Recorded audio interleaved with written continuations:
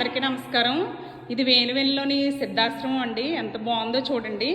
అసలు పాతకాలంలో కట్టిన ఆశ్రమం అనమాట అండి. అసలు పాజిటివ్ వైబ్స్ కింద అనిపించింది ఇక్కడ రాగానే. పాత ఇక్కడ చూడండి, పాత తలుపులు ఇవి కూడా మట్టి గోడలతో కట్టి తర్వాత సిమెంట్ చేసి ఉంటారండి.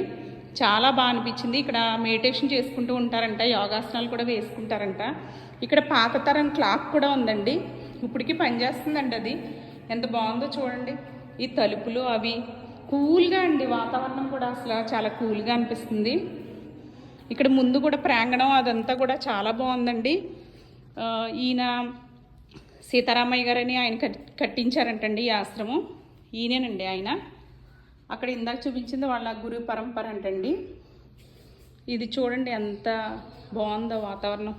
పాత బల్లలు అలాగే కుర్చీలండి, పాత కుర్చీలు. ఇలాంటి చెక్క కుర్చీలు ఇప్పుడు మనం చూడలేకపోతున్నామండి.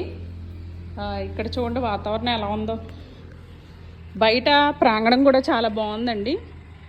ఇది సీతారామయ్య గారిది సమాధి అంటండి ఇందులో ఉంది. ఈ ప్రాంగణం అసలు ఎదురుగా కాలువ అండి.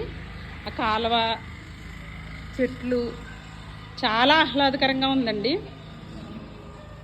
భలే హ్యాపీగా అనిపించింది దీన్ని చూసినప్పుడు. మీకు చూపించాలనిపించింది. ఇక్కడ పనస చెట్లు అవి కూడా ఉన్నాయండి, వేప చెట్లు, టేకు అన్నీ ఉన్నాయి.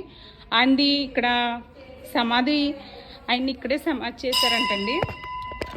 ఆయనది అక్కడ దీపం, సమాధి అలాగే దీపం కూడా ఉందండి.